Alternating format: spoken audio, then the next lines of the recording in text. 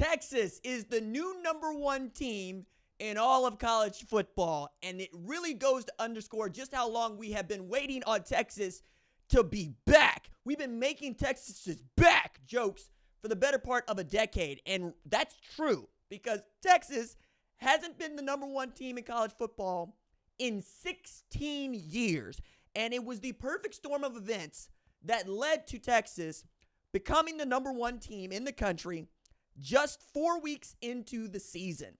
Number one, Florida State ain't that good, so they got pushed down quick, fast, and in a hurry. Number two, Clemson ain't that good, so they got pushed down quick, fast, and in a hurry. Number three, Georgia was on the struggle bus against Kentucky, and it doesn't seem to matter to AP voters that Georgia is always on the struggle bus when they go to Kentucky in the Kirby Smart era. They just can't seem to score a bunch of points, and they're always going to make this a nail-biting affair.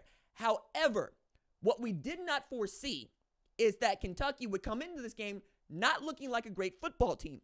Remember, they got beat like a drum against South Carolina just the week before. So we are expecting the number one team to show up and act like the number one team in all of college football, and they did not. As a matter of fact, I think Mark Stoops gave them this game. They really did. On 4th and 8 or 4th and 12, go for it. You are down one. There is no time left for you to play with, and playing defense with your timeouts is a mug's game, man. Go win the football game. I did an entire segment about this on the live show on Saturday night. We do a live show on Sunday at 7 p.m. Eastern Standard Time. Please consider subscribing to the channel if you haven't already. 64% of the people that watch this show aren't subscribed to it. We are at 107,000. It would be awesome for you to be one of those folks to get us to 108,000 subscribers to this show. I'm also looking at this from the standpoint of what Texas was able to show against an admittedly poor UTSA team. They're also playing in prime time. So you have Colorado State, which doesn't have the same sort of gravitas that it did last year. And you have Georgia struggling mightily to end the night, while we got to see Texas finish UTSA 56-7 before Georgia could finish Kentucky. So all of our eyes are on that, including the AP voters.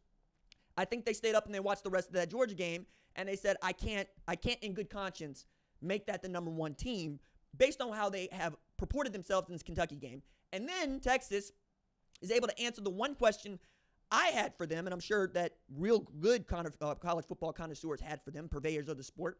What happens when Quinn Ewers gets hurt? Because Quinn Ewers had gotten hurt in each of the last 2 years bad enough to miss games, okay? He gets hurt in this game with an abdominal strain, and they're able to show us Arch Manning, and Arch Manning, he was awesome. He was phenomenal, right? He threw for 223 yards. He had a 67-yard rushing touchdown. He had 5 total TDs. It's UTSA, and I know that people want to pump the brakes, but Arch showed us everything that we wanted to see, not just from the backup quarterback at Texas, but from the number one player in the 2023 class. And it is the perfect storm of events for Texas.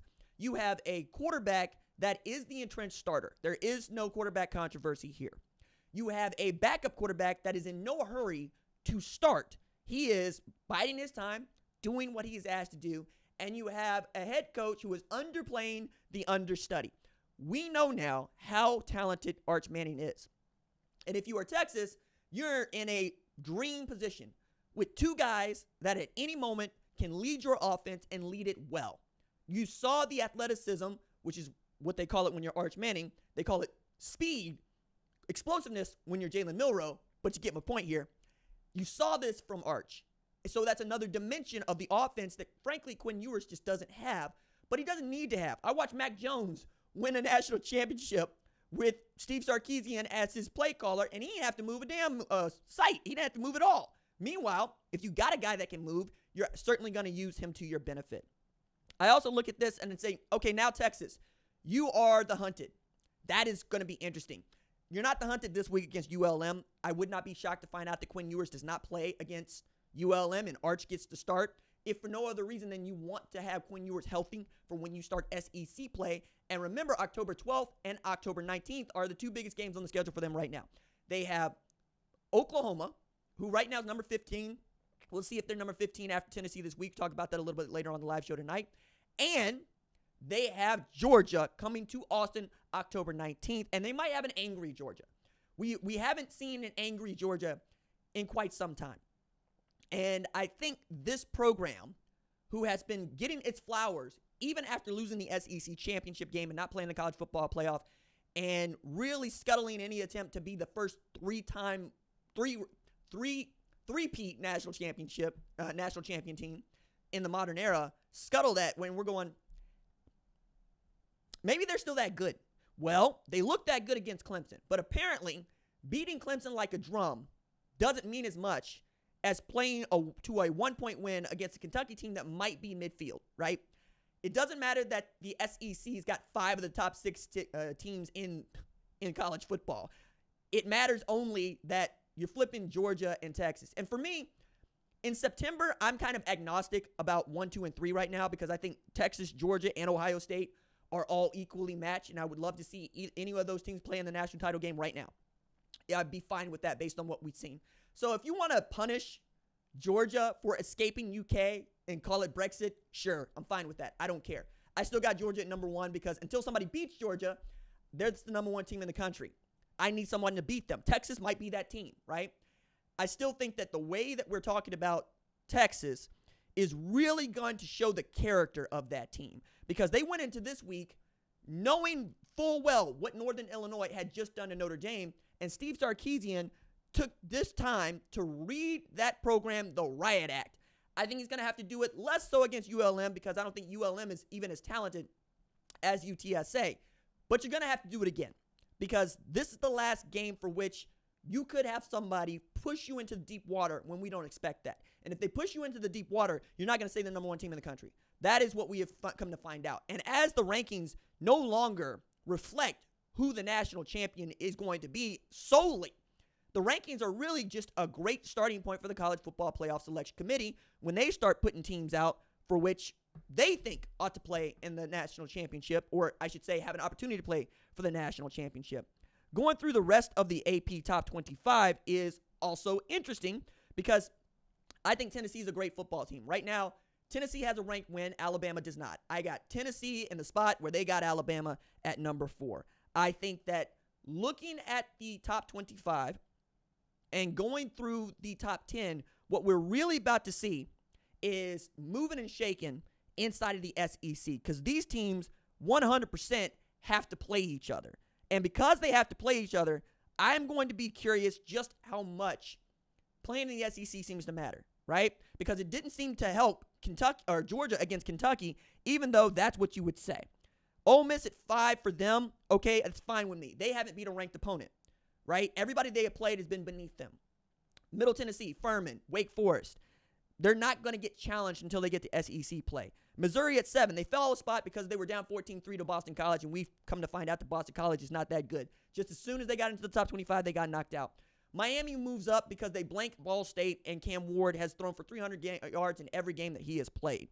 Penn State fell in a bye week. Hate doing that to them, but it feels right. With Oregon putting up 49 on Oregon State and finally looking like the kind of program we expected Oregon to be from the jump. USC at 11, they get Michigan. I think that's going to be light work for them, but who knows? The reason I say I think it's going to be light work for them is not because USC is that much better, but because USC has a quarterback, and right now Michigan has yet to show one. Not one they trust. They gave Davis Warren the hook for Alex Orji after he threw 3 interceptions against Arkansas State. It's not going to bode well for what's going to happen this weekend. I'm fine with Utah at 12, Kansas State at 13, Oklahoma State at 14, Oklahoma at 15, LSU at 16, Notre Dame at 17. All of that works for me. Notre Dame got to move up with their with their stomping out of Purdue, but I think what's funny is so did Northern Illinois, who's at 23, even though they beat Notre Dame, and they are undefeated. But apparently, beating Notre Dame counts twice because they moved up 2 spots off of a bye week. I'm fine with Michigan at 18, Louisville at 19, Iowa State at 20, 21 Clemson, 22 Nebraska, who's 3-0 for the first time since 2016. The last time that they were 3-0, they began the season 7-0 and rose to a high watermark ranking of number 7 in the country. Illinois 3-0, looks like a good football team. They get Nebraska this weekend. A&M gets back into the top 25 with a 33-20 win over a Florida team that is just hapless. It's kind of hard to nail down what this AP group thinks about the SEC, because if we're going to rank A&M for beating a Florida team we know is bad, why are we going to dock Georgia for beating a Kentucky team that we know is bad? And they're going, well, the score difference, RJ. Okay, sure.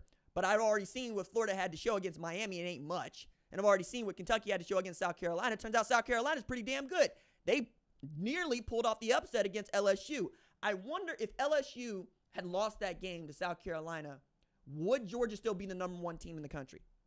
That's really where my head is right now. Let me know what you think in the comments below. We'll be back doing the live show at 7 p.m. Eastern.